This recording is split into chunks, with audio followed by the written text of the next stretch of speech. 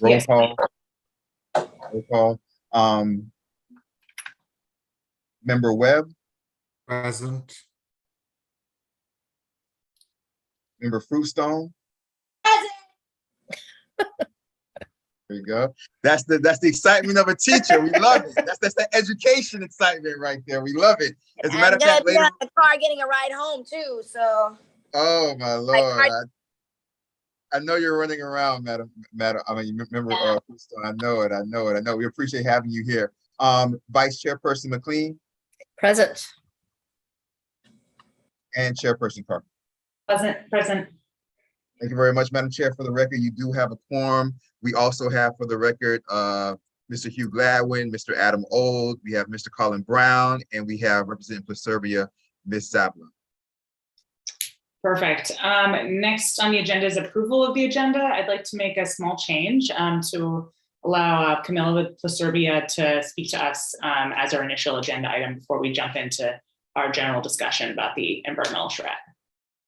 Okay, no problem, Madam Chair. You know, if she's speaking about anything that relates to the actual charrette, then what she says can just fall, under the charrette, since this is a meeting about the charrette. Okay, all right, so we'll just leave that and have her open us up when we get there. So can I get a motion to approve the agenda? You're on mute, but motion to approve agenda. Thank you, Matthew. Thank you, Matthew. Can I get a second? I second. All right. All those in favor say aye. Aye. Aye. All right. Agenda is approved. We don't have any minutes to approve. We don't have any minutes. I will have them for you guys next time. All right. And Mayor Nickerson has already acknowledged the visitors and special presentations. Anything for good and welfare? Do we have anyone else on?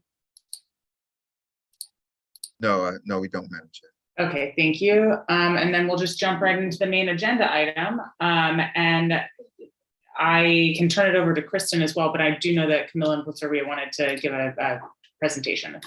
Awesome. So just as part of just talking about through the agenda, so Adam and I met yesterday and we did some work on putting together some thoughts about tipping points, which we kind of talked about on the last meeting that will help frame this conversation. So that's what we're bringing to the meeting, but happy to talk about that whenever we get to it. All right, perfect. So Camilla, do you want to take it away? Sure, thank you. Thank you, Chairperson Carpenter. Actually, well, Maria from our office was not able to make it, and we were going to ask her to present a brief presentation on what we were thinking about in terms of code amendments, but based on resilience-based code amendments. But before that, actually, we wanted to pitch the idea to the task force. I know that initially during the meeting we had we had a conversation about maybe code amendments weren't the route that the task force wanted to take, and that's why we want to either we can have a presentation for the next meeting and have a more thorough or explain what we're thinking in terms of mitigation adaptation, what we can include in the code, in the zoning code, because we're already working on code amendments and several already have to do with resilience. For example, expanding, requiring more green space, reducing the pavement and within the private property. These kind of amendments, they all have to do with resilience, and we could include even more and really enhance the zoning code so that every property and every single person is helping toward this effort to make the village more resilient. In that case, we also wanted to propose whether one of the task force members, because of Sunshine, could be the one working with us, and separately. I think that was mentioned in one of the meetings as well, if there were different groups working in different elements with this overall effort of resilience. And so for this meeting, I wanted to pitch, not really pitch, but just mention what we were thinking in terms of how we could help with this effort in terms of zoning and planning, with the zoning code and planning for the future. And if that's a route that the board would like to proceed with, then we can talk with Maria, she's been working with Miami Beach with the Resilience Code for the past 2 years. So she has a lot of experience and has also a lot of ideas on what we could implement in El Portal as well. And so thank you for your time today. And that's really all I wanted to mention today. Thanks so much, Camilla. That's really helpful. I know that you had mentioned that you all were doing some internal brainstorming about our process, so we really appreciate that. I think that's a great idea, having a Pluserbia liaison, essentially. What are everyone's thoughts on that? I think it's a great idea. And I wanted to also thank Camila for passing along the Biscayne, Key Biscayne materials after the last meeting also. Like, I feel really happy that we have you guys along to help us with this process. So, yeah. You're welcome. We're happy to be working on all the resilience and sustainability efforts as well. Madam Chair, if I may. Yes. Yeah, so I think this is great. I think going forward, I think for the next meeting, we'll have the full presentation from them when the representatives here. But I think that we still have those, and it's something that's kind of brainstorm as we go through this meeting, and as we continue to go forward. I think I put in the email that I sent out earlier today that also is still beneficial, that we still keep in mind those 4 questions that I raised when we first got started. And number 3 is, should items that are more detailed be handled through adjustments to the existing village code, which is what, Pluserbia is talking about. So I think that this is one of those things that we kind of one of those questions we just kind of need to keep in mind, and we need to decide if we want that, going forward, if we want, some of the items that we're talking about to be handled through the existing village code initially, or quicker than other items that we may want to work more on altogether, because there's some items that can be thrown into the village code right now that can take effect much sooner than other items. And so we just kind of have to keep that in mind and kind of start to think about, if we want to do that, and if so, what are those items that we want to throw into the village code right now as Pluserbia continues to work. Yeah, I think that's great. I know that, Camilla, you mentioned a presentation. Do you want us to talk about a liaison right now, or wait until we see the additional presentation that you'll have for us and then kind of circle back on that at that point? I think it might be better if we can have that presentation in the next meeting, if you agree and if you're okay with that. I think it'll help guide the discussion and have more specific examples of what could be included in the amendments. Right. Any amendments, potential amendments. Yeah. Madam Chair, if I may. That's great. Yeah, of course. Yeah.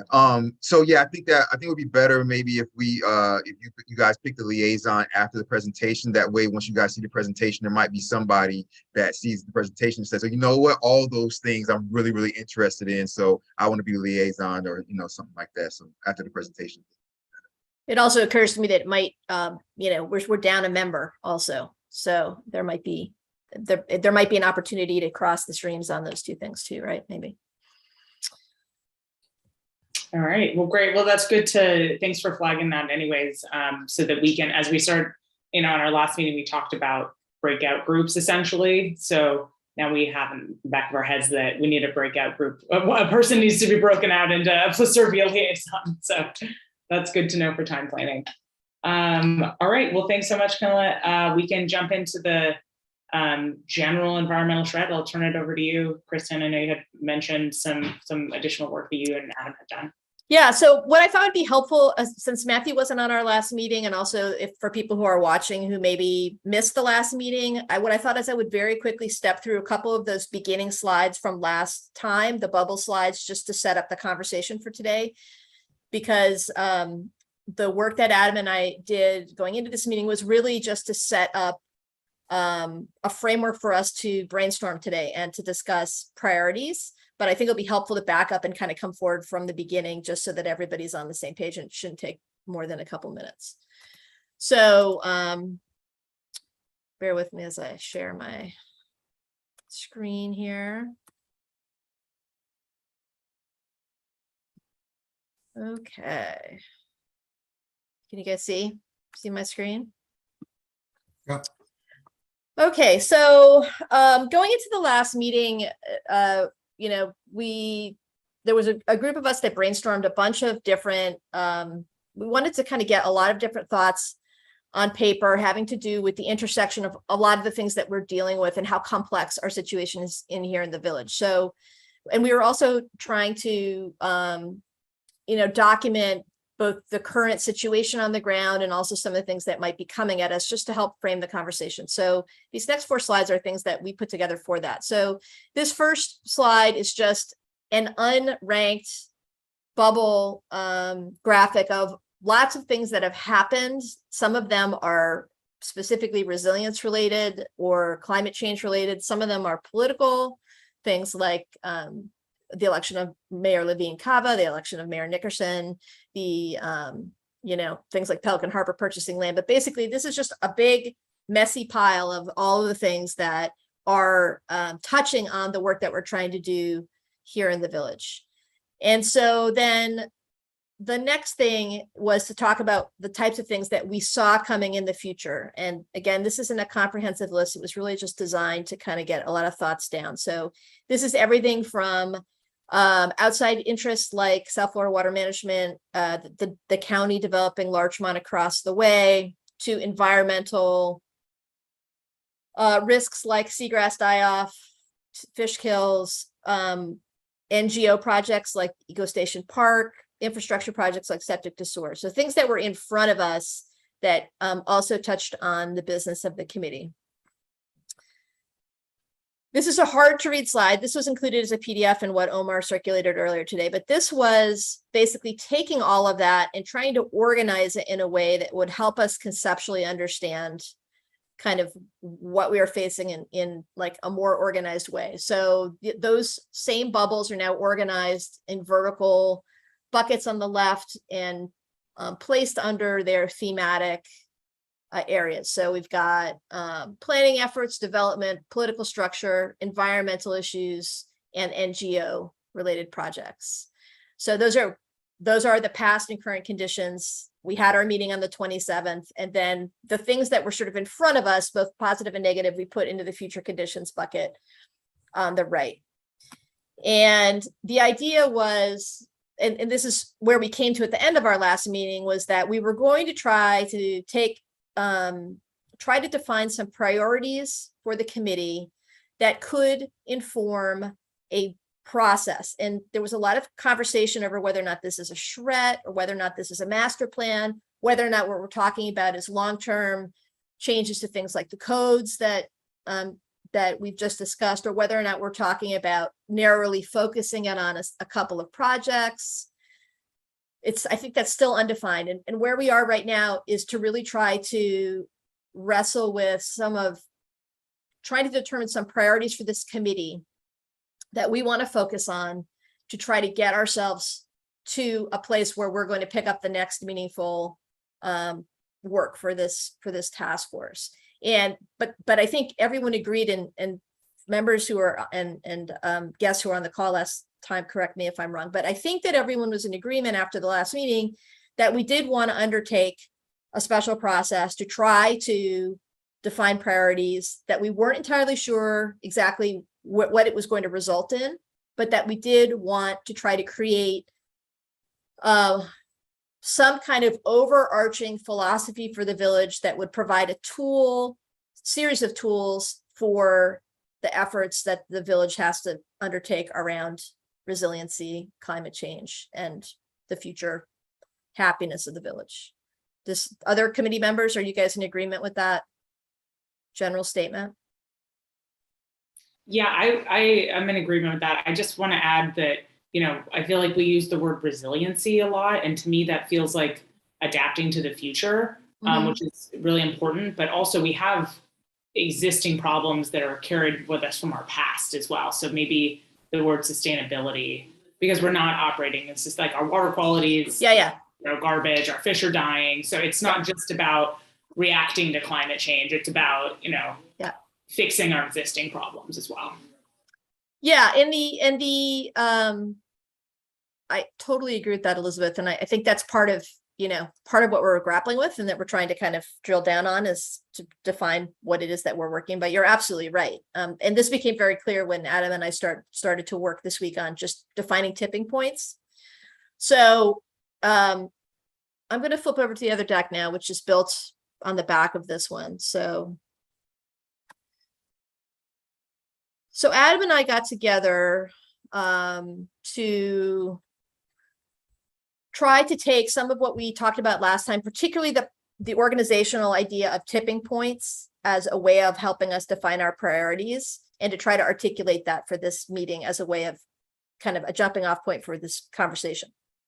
So Omar did put your 4 questions in here right up front, just to remind people, to keep them in mind as we go through this conversation. And one of the things that was really important, I think, that came out of the last meeting, just want to remind people on this call, is that you specifically said that anything that was political should move under your bucket, and we can take it off of our plate right now. So what I'm going to talk about today doesn't really touch on anything having to do with anything political or things that you guys have working under the wrap and everything else, right? It's really just focusing on the priorities that we that are in our sphere of influence here within the village. Yeah, Madam Vice Chair, if I may. Yeah. Yeah, I mean, I wasn't trying to say to take it away from you guys. I was just saying that, when we delegate the individuals that are going to take certain, areas, I was going to say all the political stuff you guys can give to me, to try to help start up the delegation process. I was just saying that. Gotcha. No, that's a helpful. But I wasn't trying to say you guys can't speak on it or anything like that. I didn't want that to, think about it like that. Thank you, Madam Vice. Yeah, no, but I think, and as we think about working groups, I think that's actually part of the working groups too, right? Like, anyway, I'm just trying to recap, and forgive me since it's been several weeks. I'm all help appreciated in trying to No, you're absolutely right. And everything you said is absolutely correct. I just didn't want anybody to think that I was trying to say all the politics stuff is mine. You guys cannot touch it. No. But it does. But I think one of the things that I would add to this, which isn't on this 4 questions, is really thinking about what is within our sphere of influence right now and what is not. Because some of the things that I'm about to show you are not. There are things that we can do that can impact them, but they're not entirely within our sphere of influence. So part of the question that we have as a body is where can we deploy our energy for the highest impact right now, and that impact will create hopefully has the potential to create outcomes beyond our immediate sphere of influence as we keep working. But that's just, I think, an important thing to keep in mind.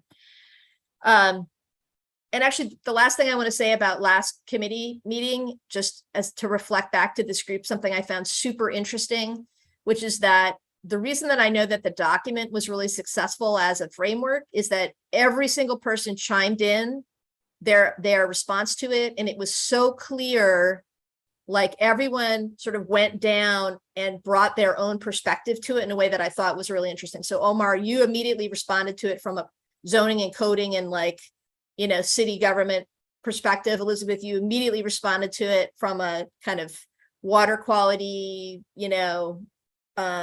environmental impacts and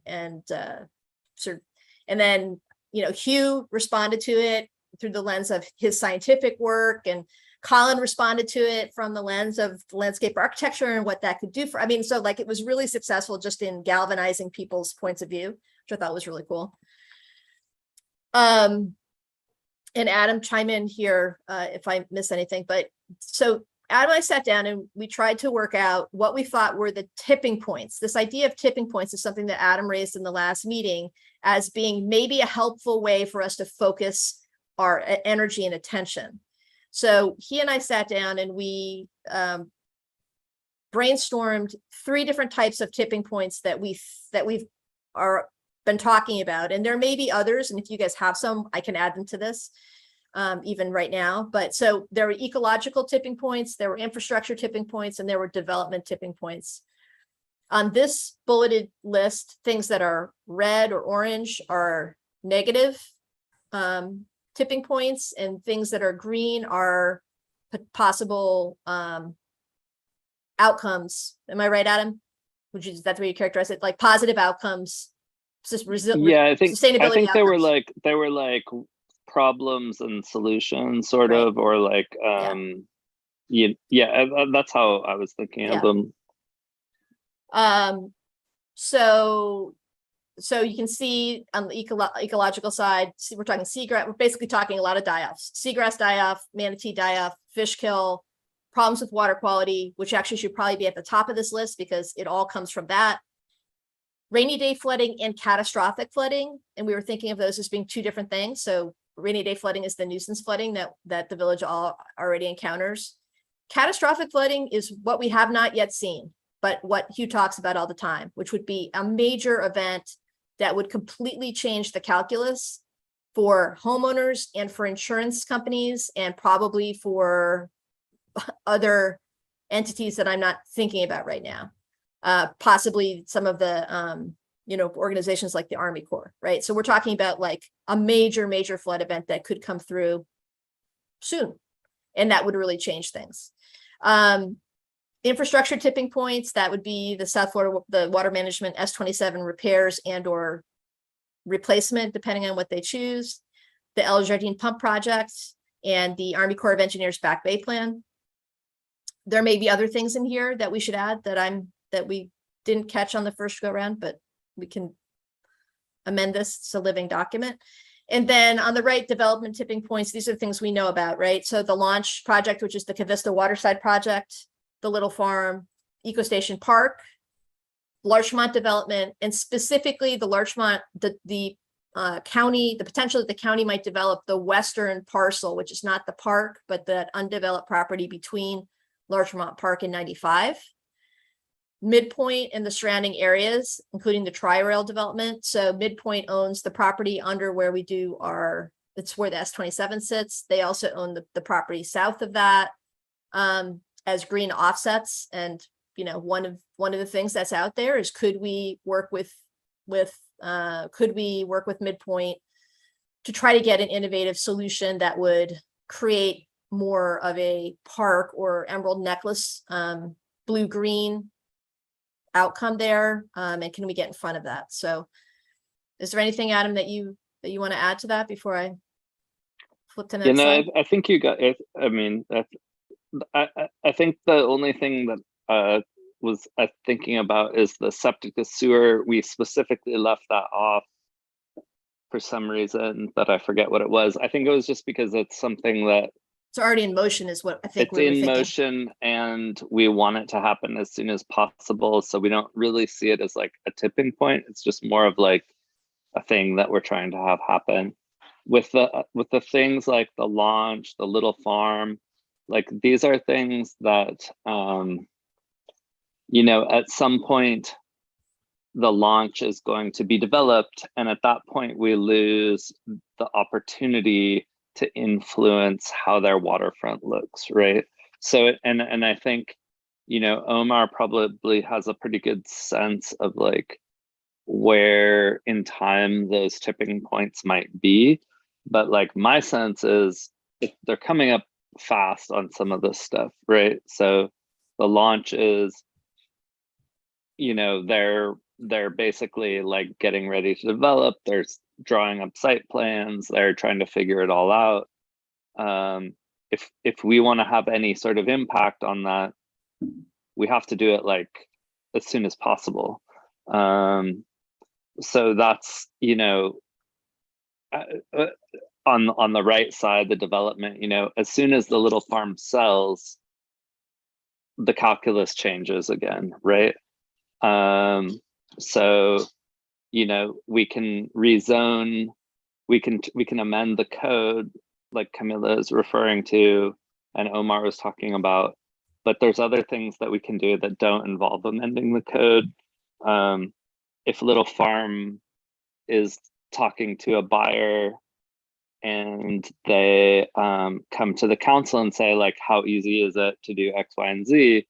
If the council is armed with a plan that's supported by the citizens, and they say, look, we're willing to do X and Y, we're not willing to do Z, and in exchange for X and Y, we want A and B, right?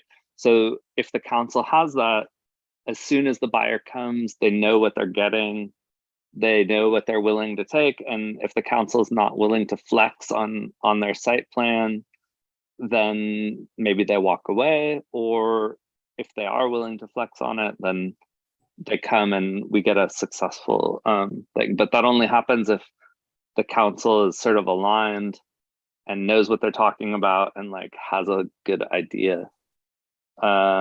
So that's the development side, and then the like the ecological side.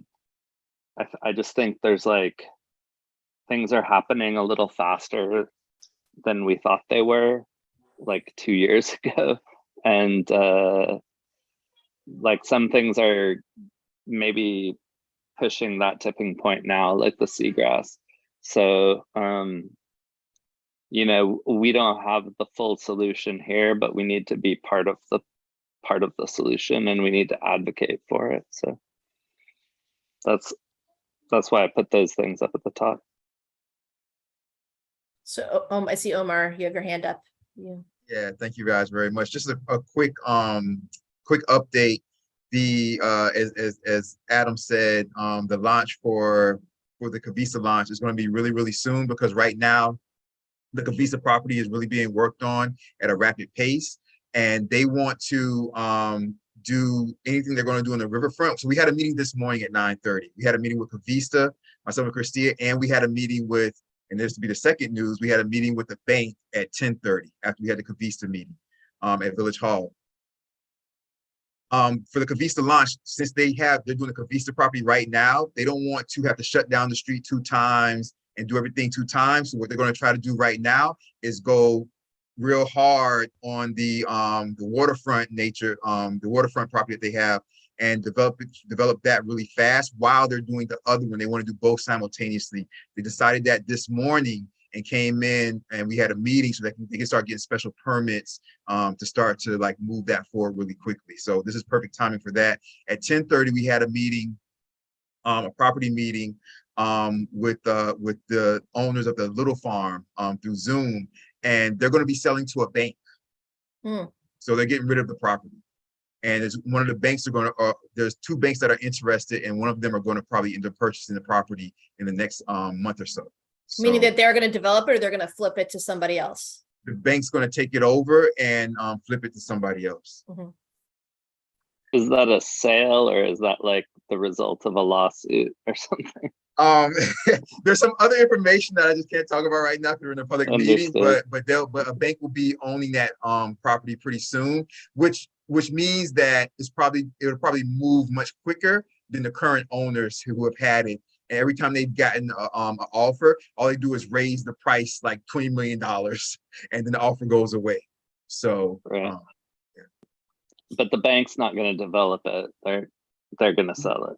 No, from what we were told this morning, yeah. The bank's going to sell it, but both banks said that whichever one that they're both bidding for, whichever one gets it, that they're going to market it and try to flip it very quickly. What they were saying. Okay. Interesting. Elizabeth, I see you have your hand up. I have a question for you anyway. So, thanks, Chris. If there was more on that, there's a slight change from that discussion. So I don't know if. No, then we'll have an opportunity to pick that one back up on the next slide. So. Okay. I was just going to add, I hear you guys on the septic to sewer thing. It's just, I feel like that is, in terms of water quality problems, like one of our absolute top priorities, or should be, because of not only the human health implications, but we know that water from our septic tanks is moving right into the river and causing all these water quality problems. And I think we just have to put it on here. It's I think we are at a tipping point with it, from both an infrastructure point and an ecological point. Well, and also it would have positive potential impacts if we do it, right? It could have, it could be a tipping point in the other. Yeah, great point. I wonder if we put it on as money, we can add, that should be a discussion about how we fund the septic to sewer conversion as well. What's question? I agree with you. And we had it on there, but like, we're like, but this is only good if it happens. But I think maybe what we should think of it as is like, this is a solution to the water quality problem, right? Like it's like, it's not actually a problem itself. It's a solution to a problem. Well, I would say that the septic tanks are the problem, right? And if we don't get rid of those quickly, like the bay really is at a tipping point, and those we need to get these out of here fast. Yeah, I guess just for the sake of this slide though, like the septic to sewer is a solution, right? So what about if we put septic tanks that are at a tipping point? Yeah, I mean, well, I mean, it's gonna be both. Septic to sewer is fine. I agree with you. We should just put it on there and throw caution to the wind. Well, I would just say that on the back, I mean, that it's both, right? Because it's also, if we aren't able to carry it off, there's nothing we're going to be able to do it's going to just further degrade water quality, right? Right. And seeing the El Jardín pump on there, it feels, of a category with that. We know we want the El Jardín pump, but we got to push it forward with money and easements.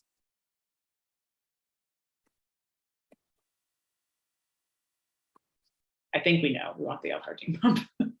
Yeah. Okay, so let me just flip to the next slide. We can flip back and forth between these two, but basically this slide is taking the same information and putting it into a framework to help us prioritize. And I put 3 spaces just because, and if this isn't a helpful framework, we can completely go at this a different direction, but I wanted to try to give us a tool based on the previous stuff we've looked at, to try to pick or identify what we think are the most time sensitive things that we want to tackle first. And I heard already 3 of them on this call, right? I heard Cavista launch, and I heard the little farm, like coming up with something for the little farm to give you guys the tool that you need to try to like leverage whoever's coming quickly. And then I think we should talk about these other things in terms of what's, what we think is the next priority. But I want to point out down here that when Adam and I originally did this, we had the housing, and we're calling it the housing crush, but it's really just like impacts for housing and for land ownership in the village. And this is related to that catastrophic flood thing that I was talking about.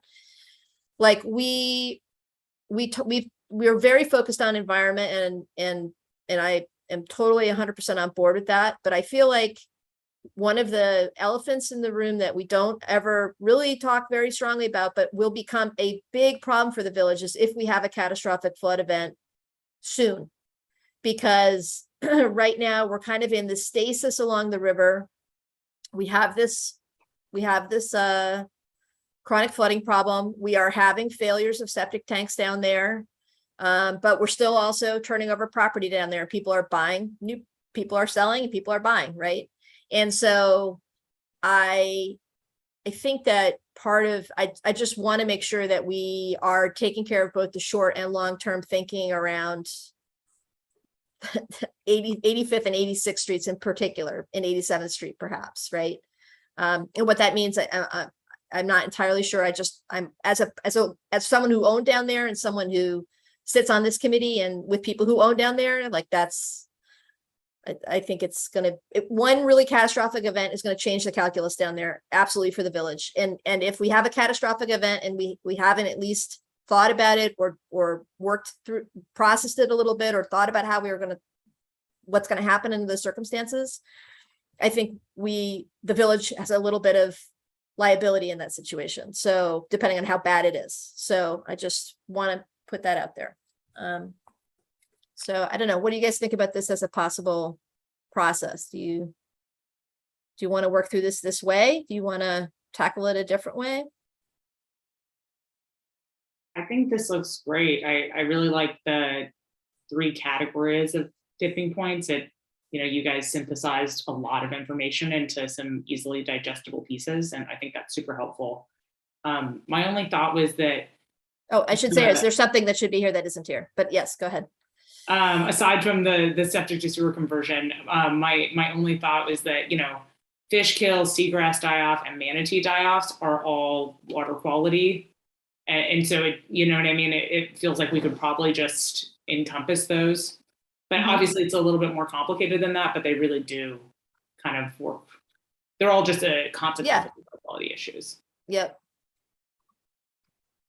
Yeah, I just want to they're just separate like horrible consequences of it, right? So well, and also the focus of different people also. I mean, that's part of it too, is like there are different folks focusing on different parts of that, also right from the outside. Yeah, Madam Vice Chair, if I could jump in real quick. Mm-hmm.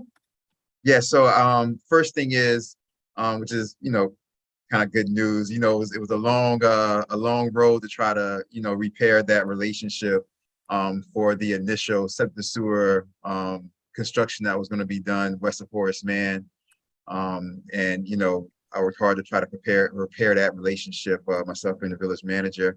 And, it's repaired, and we actually signed the contract with the school on Monday to put the pumping station. So we finally signed a contract with the school board on Monday to do the pumping station. So west of Horace Mann is going to be starting up. We're going to break ground probably about like 6-7 months, I think. So that's going to be great. Awesome. Contract is signed and ready to go. So that's a good. Which area will that help? The pumping. So it's going to be all the houses west of Horace Mann. So all the houses from Northwest Second? No, Northwest Third. Northwest Third. Northwest Third to Northwest Fifth. Yeah. Right. That whole area. That whole area. I call that the West side. The west side. Yeah, that whole area north to south is going to be that. So that's signed. As far as the flooding event, I hear you, Kristen, 100%, Madam Vice Chair, loud and clear. Myself and the village manager, we actually put in the week before last.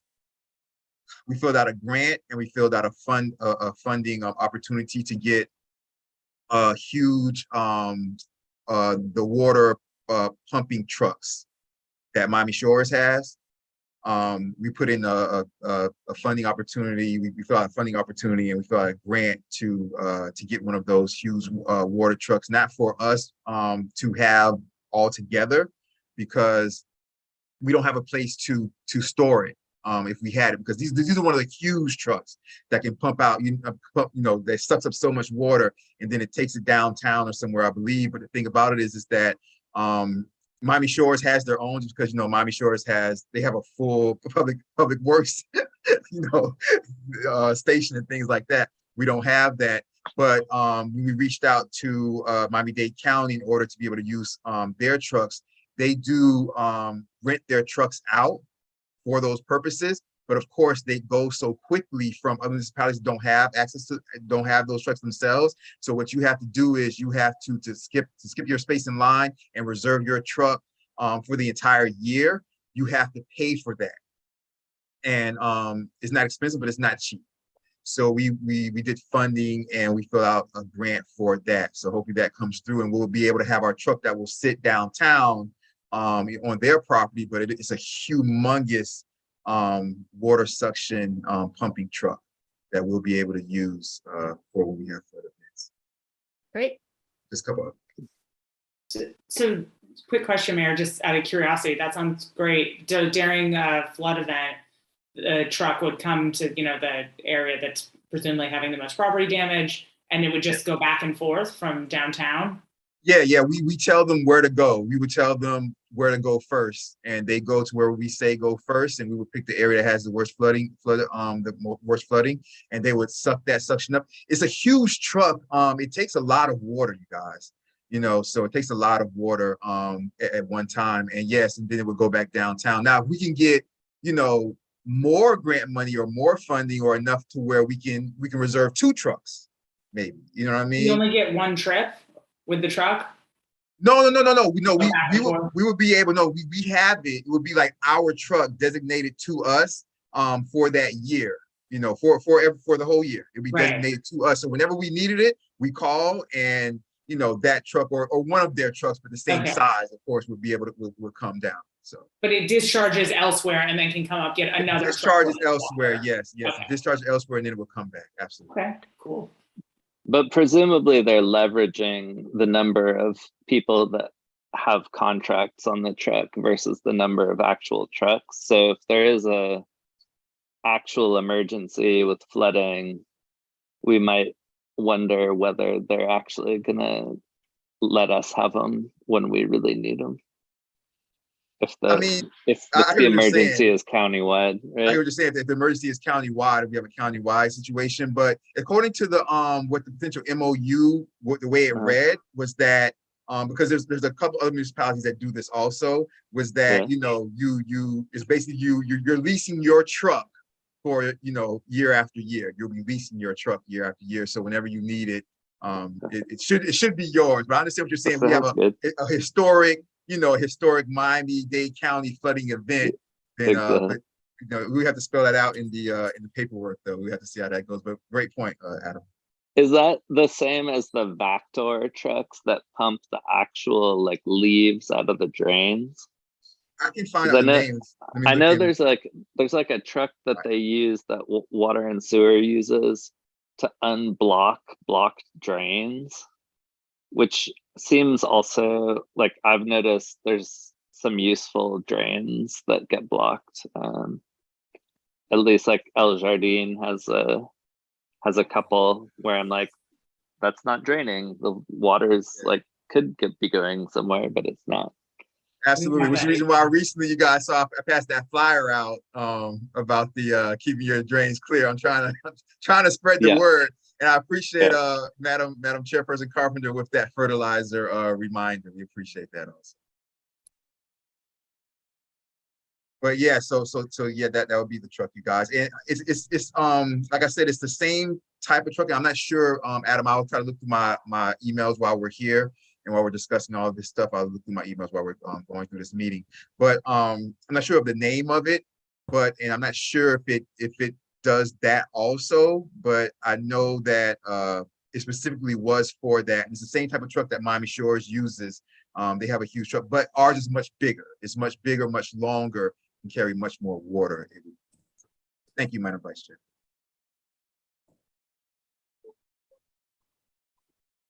Yeah, no problem. So the first question I had for Elizabeth is, are we missing anything else on here that you can think of from your perspective in terms of all the stuff that you've been looking at with the RAP and everything else that we need to factor in if we're going to pick some priorities to work on, like in the near term? Not right off the bat. I'll definitely spend some more time sitting with this before our next meeting, but this looks great. It seems like you guys did a really well-rounded job. Does anybody else have anything else or any feedback? Colin, we didn't get a chance, or Hugh's got his hand up. Hugh. Yeah, can you hear me? Yes. Okay, so the only thing that occurred to me is there's some, this is particularly with regard to Cavista in terms of being a near tipping point. But, there's the issue of coordination with the water management district and the engineering changes in terms of, raising the bank levies.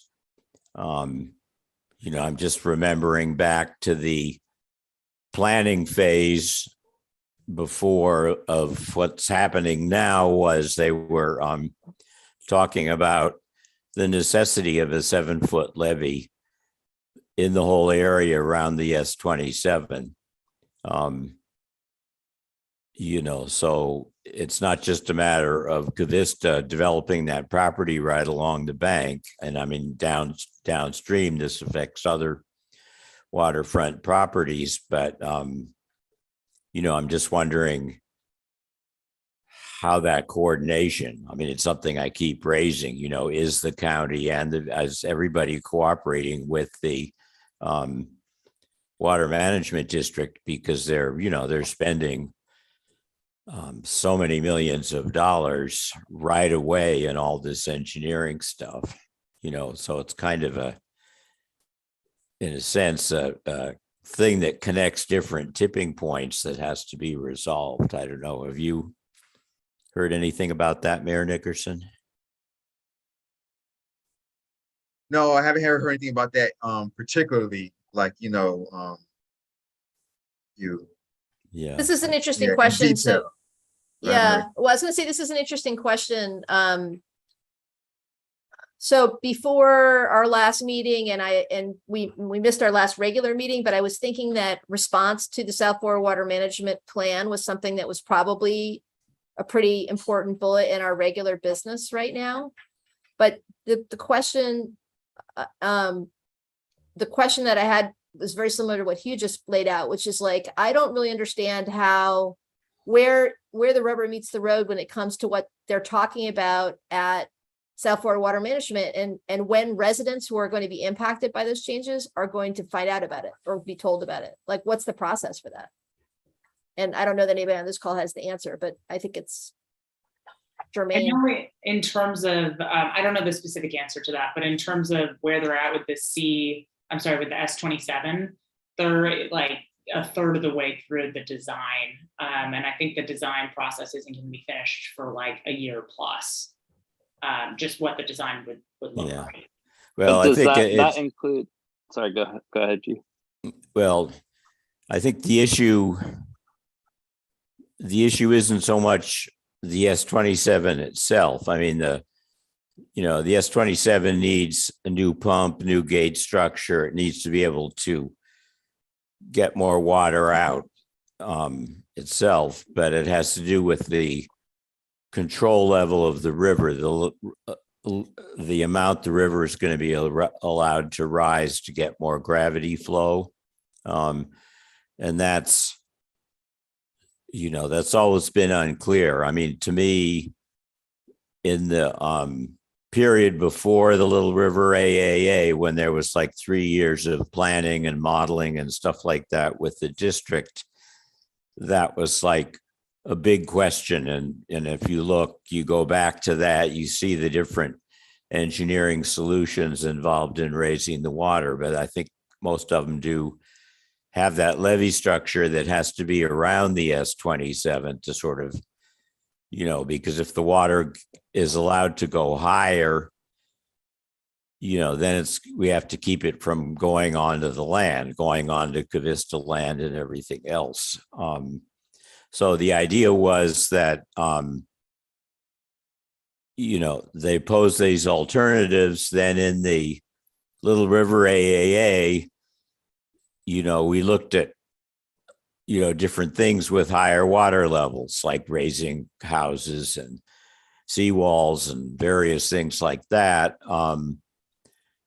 With the idea that the next phase would sort of continue the collaboration of working these things out, but really that hasn't continued. I mean, it seems like the district is the only entity that's sort of going forward and planning engineering stuff, as far as I can tell.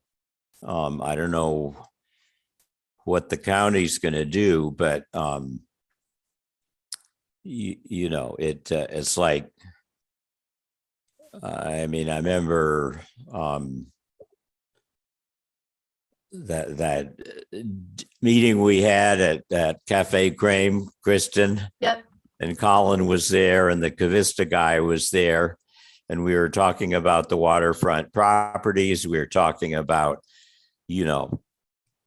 how it's going to impact manatees and various other things. But, we didn't talk about, and we need to think about, what the district is doing. I mean, they're right next to the structure. You can't, the structure stops the water. It's a dam. But if water goes higher, the dam includes the areas beside it. I'm not being very clear, but, and this is, I mean, the policy issue for another meeting for the village and the task force to get, I think, and try to get better coordination with the county and the district. But I think in terms of this chart of tipping points, a big tipping point is going to be, what kind of thing gets worked out between the district's engineering and plans for water level and the developments that go on. I mean, what's going to happen with Little Farm in terms of their huge area that's so low? It's an enormous flood problem for whoever develops that, or the village, if the village winds up, doing that. I mean, that's one motive. Yeah, go ahead. So Hugh, like when I was putting these ideas together, my intention was to include the entire South Florida Water Management District's C7 plan as that's the tipping point, right? And it starts with the S27 repairs. But like you're saying, there's way more than just the S27 involved with it, because if they're going to put a 7-foot seawall in front of my house, that's like, to me, that's pretty serious. The problem is we don't know. I mean, we don't know what they're going to do. I mean, we know some specifics of pumps and things, but, in terms of raising water level, like that seawall you just mentioned, if it's going to happen or not, or what are the options, Right. And I think, part of the thing is like, as the, oversight body for El Portal's resilience, we need to have an opinion about it and like make our voices heard before it's too late. So that's kind of like why I put that at the top of the thing, because like I could really care less about what they do with the S27 in particular. I'd like it to have like nice little terracotta tiles and stuff, but like at the end of the day, it's like what happens upstream from that is going to matter to me, right? And I think it's going to matter to everybody. So we put South Florida Water Management repairs, but I think to your point, we really are talking about impacts from their plans on the upstream neighborhood, right? Not just the repairs. We really want to understand their plan. And we have the option. We have the option to respond to the draft of their plan, right? Which is why that's at the top. It's like they released a draft, and I think the public comment section is over, but they haven't approved the draft yet. So I think we have like this very short window of time to be like, yo, this sucks, right? Or we like X, Y, and Z, but we don't like A, B, and C. So, that's why I think, 2 meetings ago, Hugh was very adamant about like, we should be reading this plan. And I just would, again, recommend to read that plan, because it does a lot of things that I think we don't want. Adam, can I ask you a quick question? Yeah. So I attended the presentation on that plan that the districts put on, or I watched it online. It's that plan, the resiliency plan, the district's resiliency plan that talks about 7-foot seawalls? I think it's the flood mitigation plan. Okay. And that's and it has this, so it's their entire like Miami-Dade portion of South Florida Water Management District, and it has like a nature-based solution component to it, but it's all focused on like the C8 canal. And like the nature-based solution is like the wetland is the golf course. Yeah, which okay. is I think cool. That's in the resiliency plan. So it's that document. I think it's called the flood mitigation something. Let me see if I can find it. long name. But I mean, the thing is, the C8 is kind of misleading because that, you know, the C7 is It's a the different- main conduit of water. You know, the C8, you know, that water kind of goes through Opelika or no, just north of it, and it's not as such a main outflow. Yeah, and correct. some of it, I mean, I've been kind of yelling about this control level and what it's going to be, and you know, because of that, in the very first letter to the water, to the, I guess it was I don't know, the formal reply on the AAA thing, when that started, that the task force put out and the village approved, it specifically says, I think, we want to know what that is. We want to know, you know, exactly what level they're going to allow water to go up to in routine flood events. And they sort of never say. I mean, you know, you have to go through some really old different scenarios they have to see. So like you just mentioned seawalls, but I haven't seen, at least in the plan I look at, any specific proposals for seawalls. yeah, that's kind of what I was wondering, which plan it was in, so that we can target our comments to the appropriate, you know, comment period and all that kind of stuff. Yeah, so I mean, there's the $10 million real estate buyout in their plan. So to me, I don't have like a specific number of feet they're going to be rising, but like to me, that means they're buying waterfront, right? Yeah. Like, and $10 million might buy you a lot of easements, or it might not. But they already have the easements at the S27, so you know, I don't know that they necessarily need to buy any more right there. So I think for the S27 build out, they have to utilize all of that land there. They talked about how that, even, you know, with the appropriate offset from the railroads tracks, but they said that basically even utilizing all that land there, they're going to be super tight, and that's why they can't put a larger pump there. Mm-hmm. Well, that's possible too, but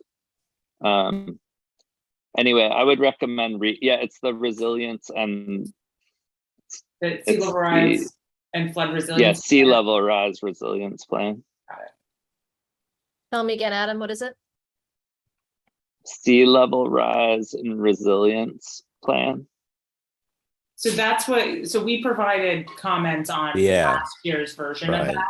And, you know, I think that our comments would be largely the same. I didn't read the document, but I did watch the presentation, and it felt to me not that dissimilar from what they had presented the year before. And they will be doing those every year. They're statutorily required to do that. So to the extent that we, you know, want to advocate outside the public comment period, we can do that for sure, but there will be another one next summer as well. Okay. But the thing is, I did read it very carefully, the revised version. And even though they did expand the S27 part to like 5 or 6 pages from 2, it's still very non-specific, except for, you know, where it talks about pumps and things. It just gives a budget, like Adam said, about buying real estate. It doesn't really, you know, it's not clear what they're going to do. I mean, they basically added a bunch of nice words that they're going to worry about the environment and quality of life. And those are goals, but they don't say how, why, or what, you know. So I think this might be a good moment to pause and just well, that's okay. This is all really important. So I pulled 4 bubbles forward based on what we've already talked about in this meeting. So let me show you. So I added septic to sewer, but so far we've spent most of our time talking about Cavista, Little Farm, and South Florida Water Management S27. do we feel that, and this is putting aside like how we're going to tackle this, like from a working group perspective, but does this group feel like these are priorities for us right now in terms of things that are going to require urgent attention and where we could have an impact in the near term on the potential outcomes here? Yeah, I just have a couple of questions prior Yeah. to that, just because I wasn't at the last Yeah, meeting. So, the RTZ, is that the midpoint tri-rail surrounds? Is that an impact at all, or something that needs to be on this list? So it is there under development. Oh, I don't know if it's one of the top priorities, but it's definitely here. Right, I just want to make sure it was encapsulated there. Yeah. And then could you just explain a little bit the housing crush, catastrophic flooding? Is that overdevelopment or? So this is something that came up when Adam and I were talking, and I think that, I think since this is a public forum, we don't want to alarm anyone, but what this came out of a conversation where, we were looking at this other list, right? And sort of looking at all of these details and all of these things that we've been talking about. And it really struck me prior to putting this little section over here, that we hadn't really talked about a tipping point being a catastrophic flood event that comes in the near term, right? That comes soon, right? And this is something that Hugh has been very, very good at making sure stays front of mind for the village, for the police chief and whatever. And we've been really fortunate that we haven't had this type of flood event, but it's not outside the realm of possibility. Hugh, do you want to talk about that for just a second? Just like what you think, like the current situation for a worst case might be? Yeah, well, okay, yeah, it's kind of in that first flood report that I wrote for the Conservancy. And it would be a situation where, we have a huge amount of flooding. And for some reason, the scenario I saw was that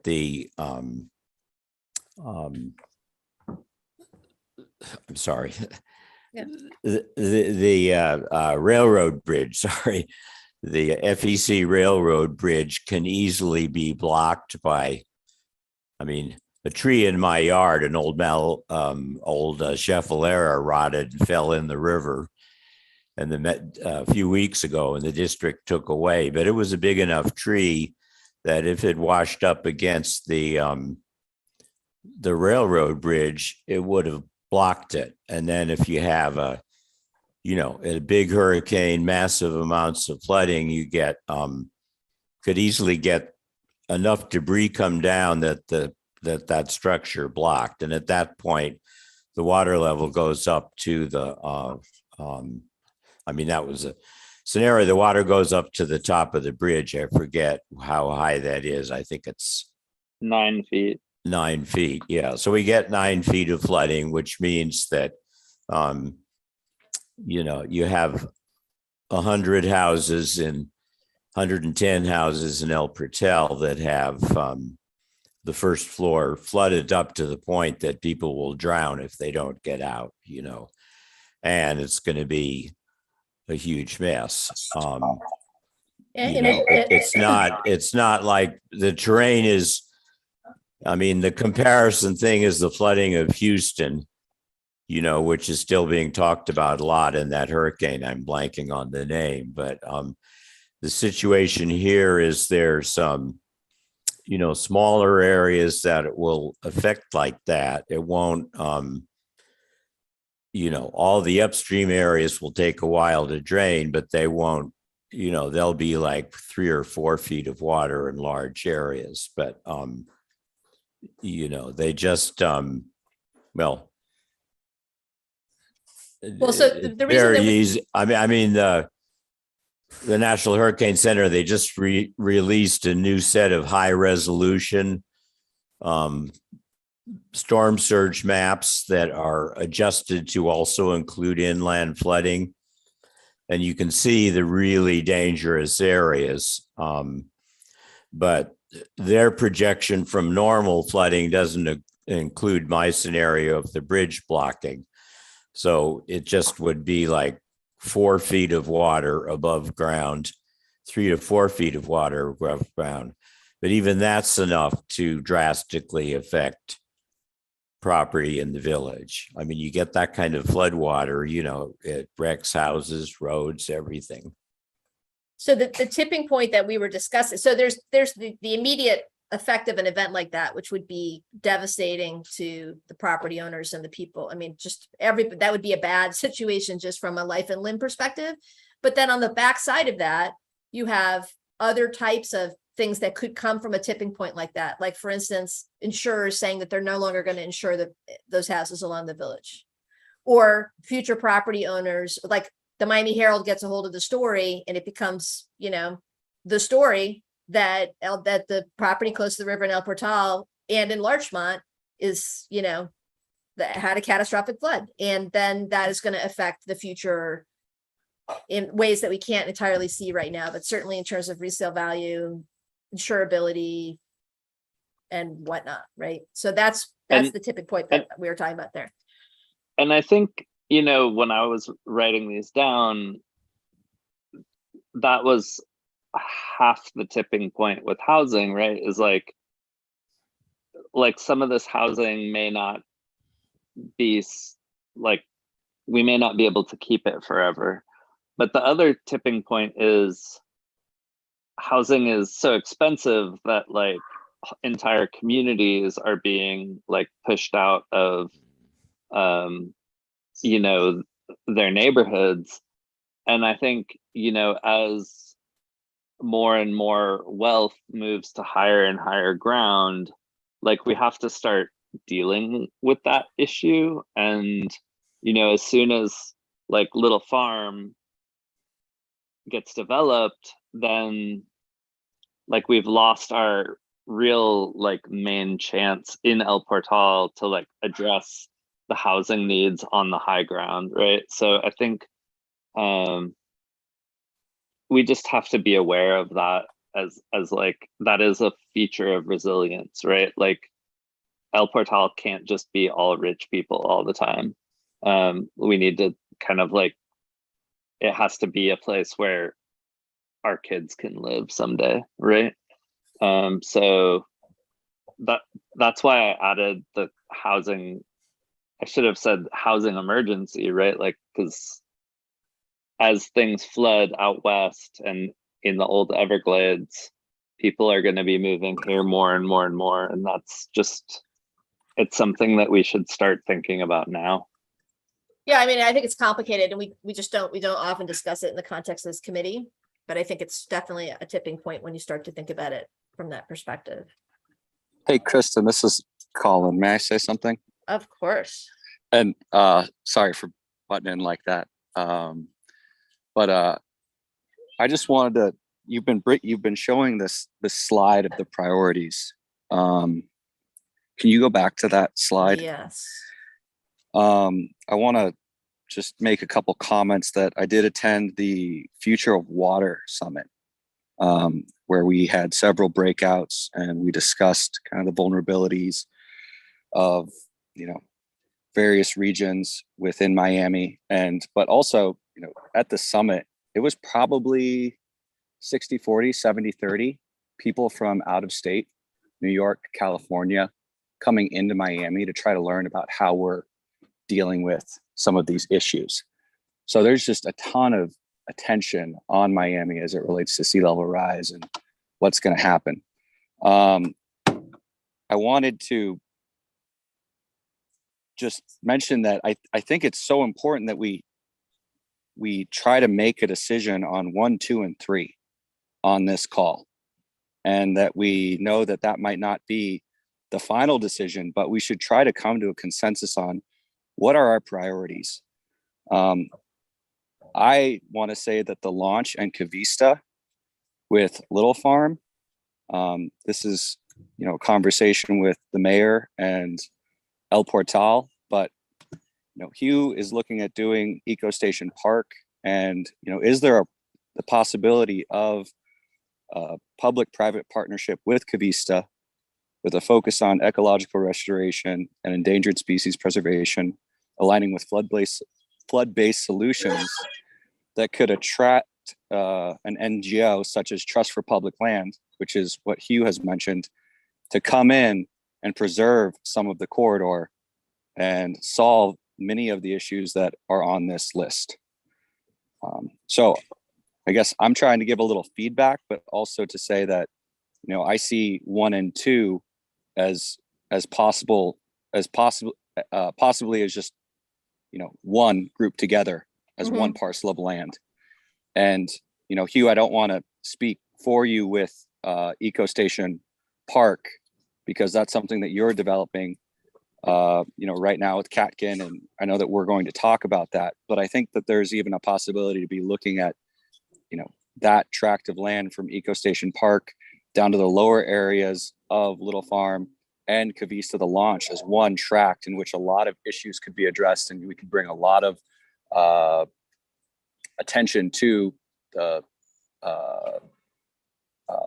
you know, the flood issues in the Little River corridor. So I just mentioned that the Eco Station Park is smaller, but it's higher ground. It doesn't, I mean, the problem for particularly Little Farm, but also Cavista, is there, you know, relative to some of these other elevations, they're going to be tremendously affected by flooding. I mean, you know, and yeah, I think Cavista, I'm sure they've figured that out, but in Little Farm, it's just an enormous liability for them in the village if something like you mentioned doesn't happen, to get some extra money to buy out the part that's under high risk.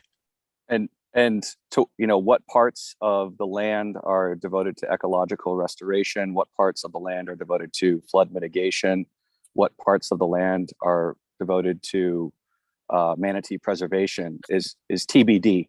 But I see the ability to strike out multiple concerns on this list through you know, a discussion of public-private partnership, you know, City of El Portal with Cavista coming together to figure out, you know, a potential solution. And I don't know if that's something that the mayor has done before, or is something that anybody here thinks is an option.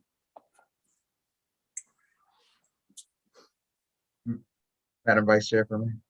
Yep. Public-private partnerships are really tricky. Whenever it's just a tricky situation, it's not that it's something that can't be done. As a matter of fact, the skate park wanted us to do a public-private partnership, and we turned them down when I first became mayor. The Cavista is a little bit different. The Cavista, I think, is a little bit more trustworthy. The Barrington brothers are a little bit more trustworthy in that respect. But that's just going to be something that myself and Manager Lou are going to really have to dive into and really look into, because, you know, a lot of times, and like I said, the Cavista development might be a little bit different just because they have a long track history of success and a long track history of, you know, professionalism. But when you, as a public entity, get involved with a private company, then it's really tricky, because when things first start out, things are really, really good. But a lot of times private entities, you don't know what their future plans are.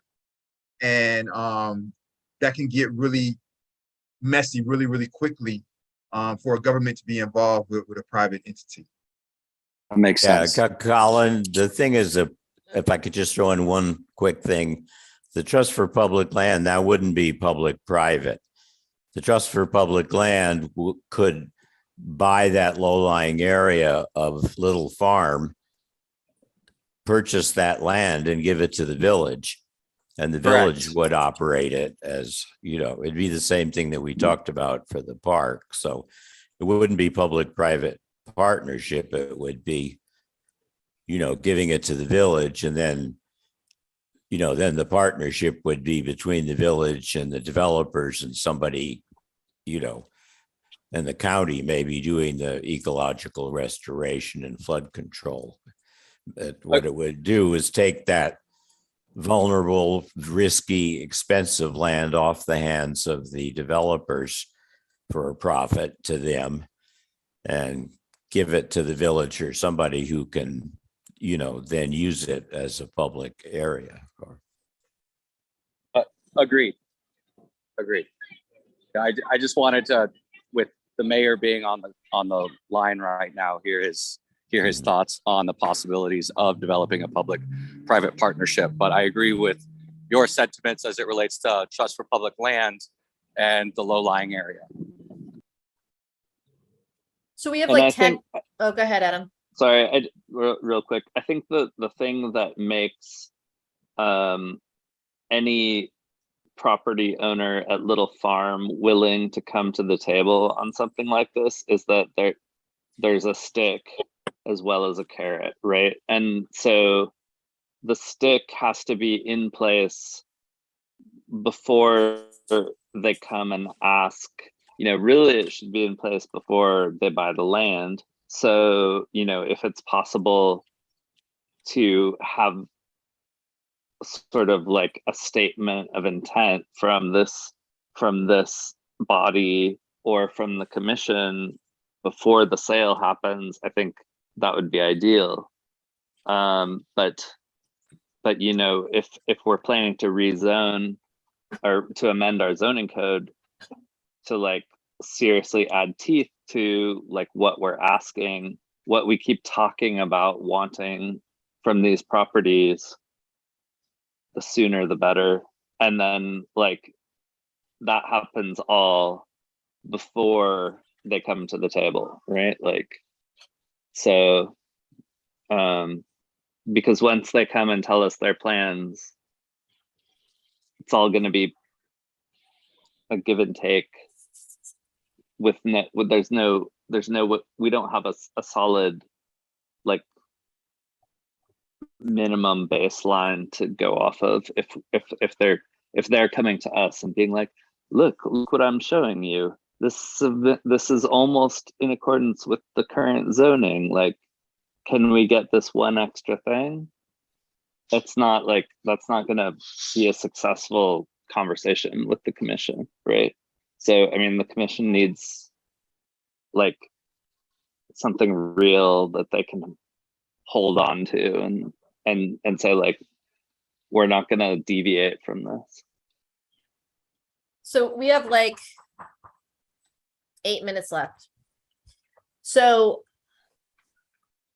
I'm curious to hear from the mayor about in terms of, so first of all, does anybody disagree that 3 out of the 4 dots or these 4 dots are the most important dots on this list right now in terms of immediate tipping points? Does anybody disagree with that idea? Chris, Other than, oh, go on. No, go ahead, Matthew. I mean, the street flooding, is that incorporated in item number 2, possibly item number 3? You mean in terms of like the short-term rainy day flooding we're experiencing right now? Yeah, rainy day flooding, exactly. It's not really. So we could pull it back over. I mean, they're all important, so I don't, it's hard to prioritize. It's definitely included in number 2, the water management district.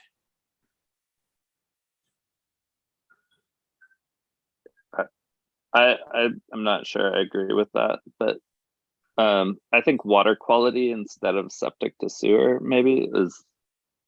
I was gonna suggest a double bubble for that one as well. Yeah, right. In addition, I guess. Yeah, like for number 1 with Cavista and Little Farm, do water quality and septic to sewer for number 3. I mean, the only problem with water quality is just that it's big and amorphous. Yeah. So, but I agree with you that it's directly related to. Yeah. I think just to comment, I totally agree. It's really complicated, but there are some like really concrete, like kind of low hanging fruit we could do to address water quality. And the bay is just like on its absolute last leg. And I think I just think it needs to be a top priority. Yeah, I agree with that. I mean, I don't know if you guys saw that like little satellite GIF that I put together of like the seagrass dying, but it's kind of sad. It's like in 10 years it all dies. I saw Like the the last article 10 about years. herbicide too that you all. Oh yeah, they put Right. that in there too. Like that's an easy. I mean, it's not easy, but like that's something that could be addressed immediately. Yeah, I mean, these were like the tipping points were not necessarily like the solutions to any problems. I'm just like, they sort of indicate like what we need to be thinking about first. Like, you know, so like there's probably 100 solutions to water quality. And I think maybe Yeah, my goal is to make this complicated.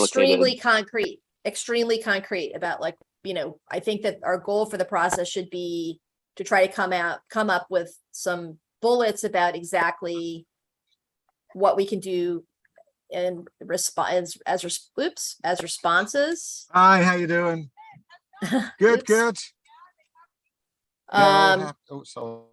So, and whether or not we want to use a breakout strategy for tackling this, whether or not some of this becomes regular business, like the South Florida Water Management reading and responding to that plan, whether or not that's part of regular business as opposed to some of these other things, or whether or not this all moves into regular business and we have a bunch of breakout groups under regular business, you know?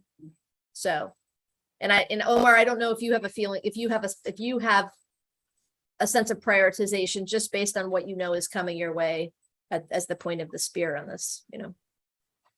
I'm kind of like in the position where I think it was Member Webb or maybe it was Mr. O said, I think it was Member Webb said they're all important, so it's pretty hard, right?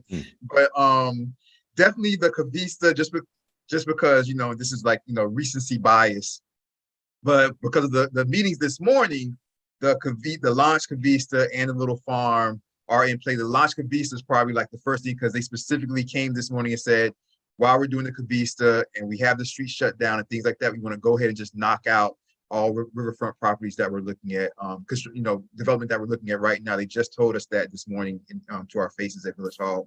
So that's definitely a priority. And what tools would help to get a better outcome there? Is there something specific that would help to get a better outcome? Besides getting them to hire a qualified landscape architect with the blue-green background, aside from that. There you go, right? You know, I'm not really sure, Madam Vice Chair. As a matter of fact, when it comes to, and this is just, you know, kind of how things go, when it comes to the details about what is needed for these things, you guys, just be frank, are much more experts than I am about the details of the environmental needs of each of these bullet points. Is there anything that Cavista is going to need from the village in order to be able to execute its plan on the river? Like, have you guys seen riverfront plans yet? Like, could we come up with a document similar to what we're talking about for Little Farm that would help guide? Absolutely. Okay, so 100%. And so that document, and I think that, you know, you guys just need to think about like, okay, like, you know, Cavista, you know, while you guys, Barrington Brothers, while you guys are doing, you know, thinking about developing the riverfront property, you know, make sure you don't forget about this and this and this and that. And while we're doing this, you know, you kind of give us instruction also as the council, you guys, while they're doing this, while they're looking into this, you know, maybe this is a chance that we could, you know, shore up this in that area, or maybe we should. So would we talk about the Placerbia? This seems to me a place where Placerbia's work is going to intersect with what we're trying to get done here, right? Absolutely, 100%. And Camilla, I believe she's still in the line, I believe. So, yes, and I agree. Yes. Thank you, Mayor. And is the village willing to put funding towards any of this, or is like funding towards the development that they're going to be developing? Well, we're going to ask for something, right? Like, we're going to ask for something they're not going to do. This is like, I mean, you know, I love developers, but like they only go so far on their own, right? So like, if we're going to ask them to do X, Y, and Z, like a kayak launch and a mangrove like eco like manatee habitat or whatever, like that costs money and the village gets something out of it. So like, maybe all it does is make it easier for them to get through permitting, but also maybe it costs money and we put money into it, or like some of their impact fees get rolled back. I don't know. Like, I was just getting ready to say that. I was getting ready to say maybe like some of the development fees can get rolled back.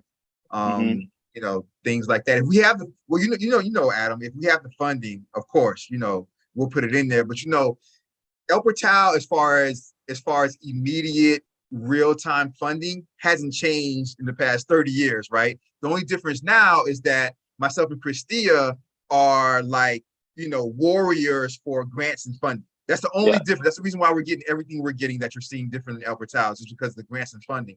But as far as just real-time, actual in-kind, in-hand funding, we still don't have. El Portal is still in the same place we've always been. So. Is the village benefiting though from increased housing values? Like I don't know what's happening over there, right? Yeah, we're benefiting from that. But the benefit from with that, I mean, this vice chair, the benefit from that opposed to like doing projects is still, it's still not enough to cover full projects.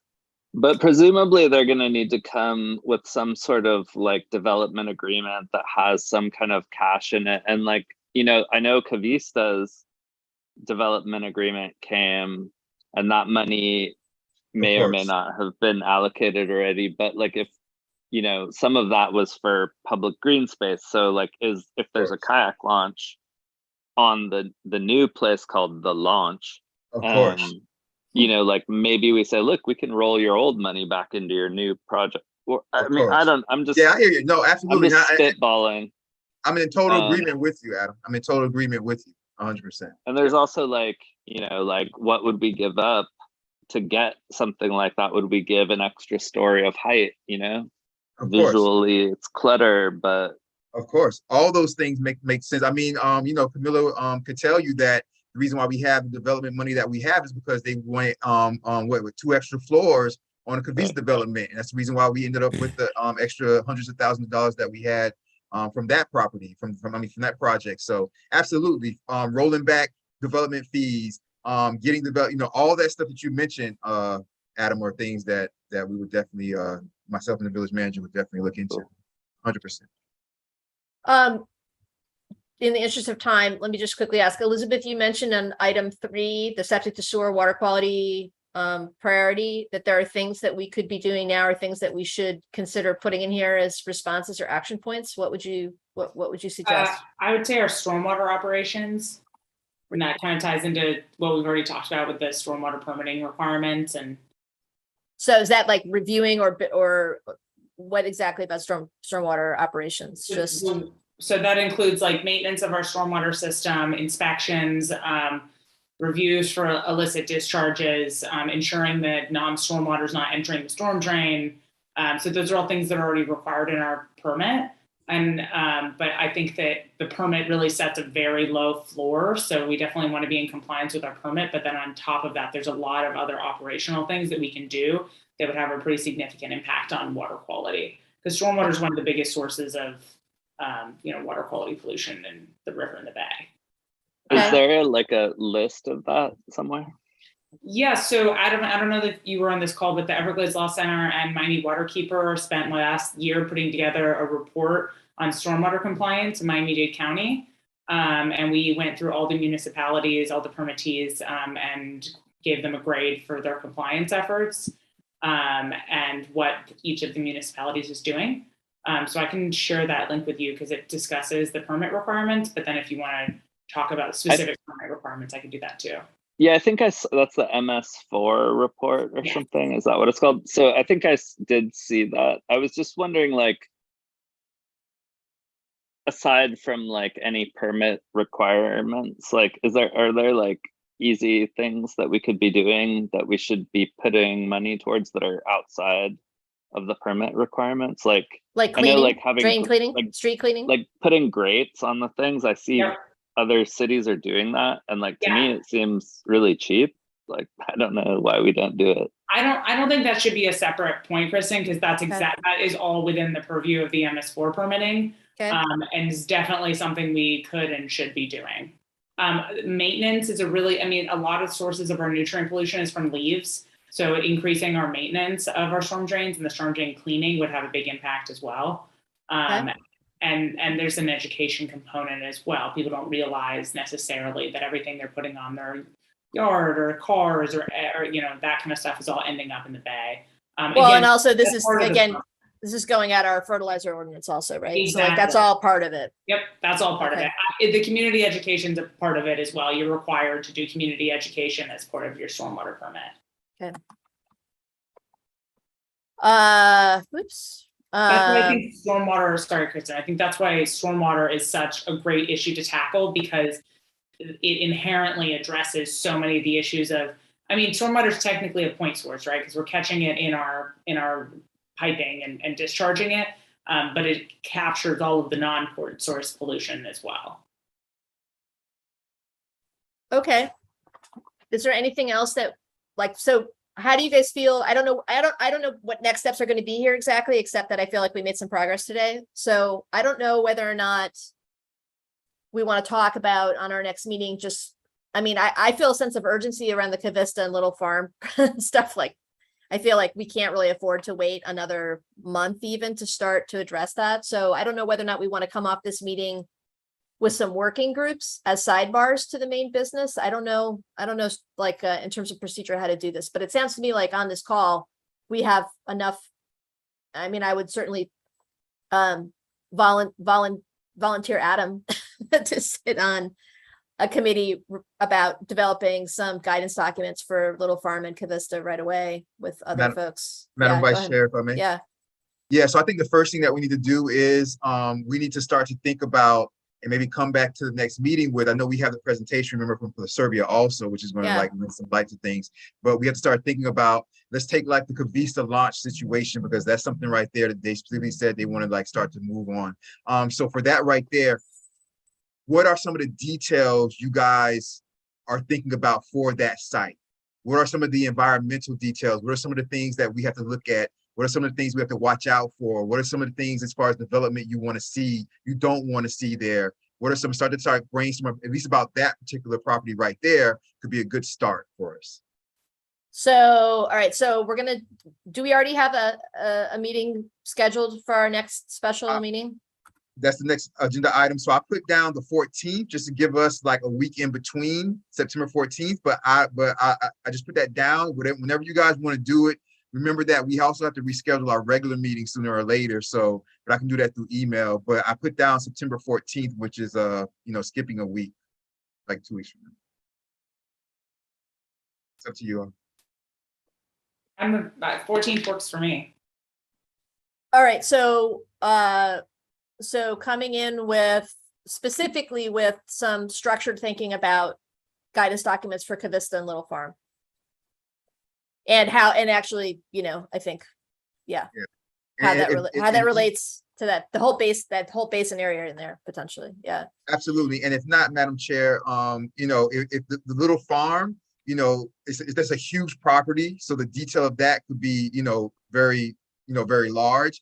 If nothing else, I think that the Cavista, the launch property, should be the one that we really attack, because that's going to be much sooner than the Little Farm.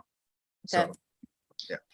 Mayor Nickerson, do you have any renderings or anything like that from that project? Because I'm familiar with it, but I don't have that much information about what it's going to look like. And the launch or the Little Farm?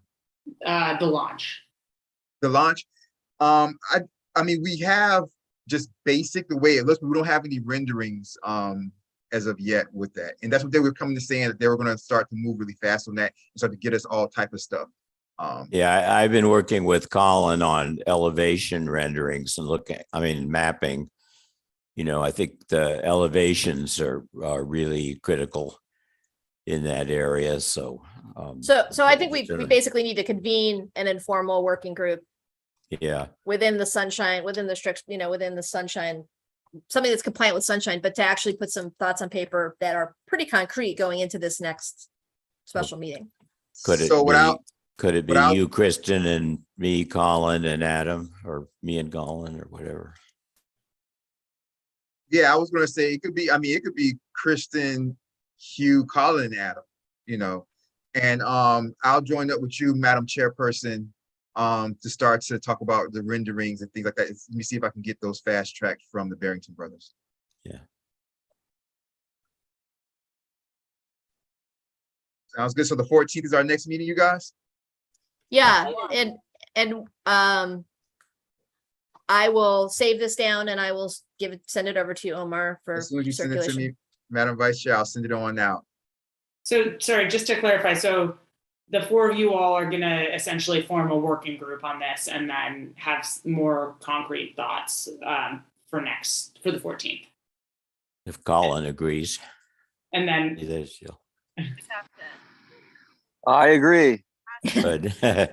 Ooh, I'm Montana. happy to do as much as anyone has for me. And Elizabeth, I'd love to get with you further about water quality and just see if there's anything we can figure out, solid things for the village to do and what costs what and what's the easiest. Yeah. Absolutely. And I, for sunshine reasons, Matthew and I can't be in the same working group, but I would really like to invite Matthew's input as someone who's, has some insight, especially on the railroad part of the, the area we're talking about. So maybe we could figure out a way for one of the non-committee members to spend some time with Matthew talking through some of this as well. Well, you can't do that either. But Matthew can talk on a public forum, though, about all of that stuff. I think Matthew can talk with other consultants. He just can't talk with me, right? But not as a way to talk to you, though. No, I don't mean talking to me. I just mean for his input to make it into that for other members of a working group to take his expertise into account, right? It's not the same. Exactly. Madam Chair, Madam Vice Chair, very, very quickly, if I may. Just for clarity purposes, so you guys can't even, hint about what the other groups are doing. So for example, and this would never happen because they're wonderful individuals. So if Adam is working with, or when Adam works with, Kristen, Vice Chair McLean, Hugh, and Colin, he can't then go work with Chairperson Carpenter and be like, okay, we're going to talk about water quality. Oh, because over there, they were talking about doing this, or they've been talking about this. So, when we discuss water quality, let's talk about it this way because over there, they're saying this. I would never. Exactly. Like I said, this would never happen. But I just wanted to, on the record, because I want the public to know that we have all our I's dotted, all our T's crossed. We know exactly what we're doing. So are you saying though that Matthew can't give input to another working group member who's not a committee member that's going to feed into the process talking about Cavista and Little Farm? No, he can't. Matthew, Okay. If you guys are talking about Little Farm because you're on that, Matthew can't then come and do his own talk about Little Farm with those same individuals. Now, if Matthew wants to talk to the Biscayne Bay rap individual about the Little Farm to get his own, expertise and problems out that way, he can. But anybody from this group that's talking about Little Farm, he can't intermingle with anybody from that group talking about Little Farm. Got it. Because then, it all has to happen out. So if Matthew wants to formulate his own thoughts about this, he can bring them in as part of the next public meeting. Exactly. Well, Talk about here's the way with the Miami Shores Resiliency chairperson if he wants to about Little Farm. He can't talk about anybody that's in this group because, for example, if Adam O's in your group and Adam O goes and talks to Matthew Webb, that's illegal because then Adam O acts as a conduit. Got it. Okay. Right. Sorry, Matthew. Right. The rule is against Nice try. bringing information from one of you to the other one. But if you bring it all to me, and I think it's a good idea, then I'm just gonna say it's my idea, and then it's not from you anymore. It's now from me. Yeah, but You get all Adam, my good work done. Yeah, but Adam can't bring an idea from one group and then talk about it with another group. If it's my idea, I can bring it. Let's just do I'm this. not All right, bringing we're it gonna anymore. be Now it's very. just We're all coming out gonna of my agree mouth. that we're gonna be super compliant, and there should be Super no doubt in compliant. anyone's mind. And Absolutely. right, Always better to be safe than sorry. we just want to make sure that we take advantage of the full breadth of experience on this broader task force. That's all. So Absolutely. We don't want anybody 2 years from now, after we've done so much and we achieved so much and become so much successful, we have somebody come 2 years from now that's hating on somebody here and they want to do a public records request and then they want to say that this was like done the wrong way and it shouldn't be implemented and we have to undo it or something like that. We don't want anything like that. Right. No. And the good work that Boy. you all are going to do, in a working group, then, Matthew can take, if, he has thoughts and reactions to that on the next public meeting, can take the whole public meeting and provide his comments and feedbacks and things like that. You just have to have it on a public meeting. yep. 100%. Okay. Yeah. All right. Madam Chair, you want to roll through the rest of the agenda really quickly? In 1 minute. Yes. So we're focusing on the launch, Cavista and Little Farm for next meeting, right? And then we can tackle these priorities after that. Okay, great. So environmental charrette, next meeting's done. Any new business? No new business, Madam Chair. Okay, good and welfare. I do have good and welfare, Madam Chair, very, very Oh. quickly. So while we're on here at 5:11 p.m., I got an email. If any of you guys want to join me, let me know. It says, hi, Mayor Nickerson. It's from Time Magazine. It says, hi, Mayor Nickerson. I hope this note finds you well. I cover climate change at Time Magazine. I'm reaching out as I'm working on a story about Miami-Dade County and resilience work in Florida. I was particularly intrigued with Miami-Dade County, and I spoke to Mayor Levine Cava earlier today. She pointed me in your direction and said that Mayor Nickerson is her point person in the adaptation action area in the Little River area. Miami-Dade County, the folks at Miami-Dade County also reached out and said I should get in touch with you. I'm in town this week and I'm hoping to visit. Any chance you might be free for an interview at the adaptation area Little River site at some point this week? I would love to do a full interview and cover for you. I would appreciate the help. Please also feel free to call me or text me anytime. So it's Wednesday. We have Thursday and Friday left. I'm going to reach out to him. You guys are much more the expert about these things than I am. If anybody wants to join me for this interview, please let me know. I'll put an email out to you guys. After this, I'll look at my schedule and see what time I can do that and see what time works with him. And I'll keep you guys in the loop as far as when me and him decide on the time. I'll put it out to you all. Whoever can join us, you're welcome to join us for this Time Magazine interview. Okay? I'm heading to the Berkshires tomorrow morning, so it will not be me, but there's plenty of other people here who would be awesome. But just like Madam Vice Chairperson said earlier about her chart, which is the perfect foundation for us. I think that, me being there at this interview, I'm going to be talking about the political aspects of things, but other people, you guys will be focusing on different areas that will be needed to be heard in this interview that I just don't have the knowledge about. So, Anyway, like I said, I'll be emailing you guys. All right, that's it, Madam Chair, for that. That's great news, Mayor, and I'm glad that you're being recognized as that torchbearer for our community. So I appreciate you all. And Time Magazine was in the news recently because it was in one of the boxes they took from Mar-a-Lago. I saw the picture of Yeah. the documents Very next to the topical. Time Magazine. Yes. Exactly. All right. Congratulations. Anything else for good and welfare? No, All right. Can I get a motion to adjourn? I motion to adjourn. I second that motion. All right. All those in favor of adjourning, say aye. Aye. All right. Hearing no disagreements, we are officially adjourned at 5:48 p.m. Thank you very much, you guys. Take care. You'll be hearing from me. Have a great day. Thank you, all. And Matthew and Colin for Everett and Hugh. That was super Absolutely. helpful. Everybody out of town calling you guys. We appreciate it, Matthew. Thank you for everybody. Yeah, Christian, everybody. have a safe trip, Madam Vice Chair. Have a safe trip. Thank you. Thanks. All right, I'll send you this document right now. Bye, guys. Absolutely. Thank you Bye. very much. Thank you, Full Moon. Thank you, Mariah. I know you were on today. And thank you, Hugo. You guys take care. Bye-bye. Thanks, Camilla. Thanks, Camilla. Thank you.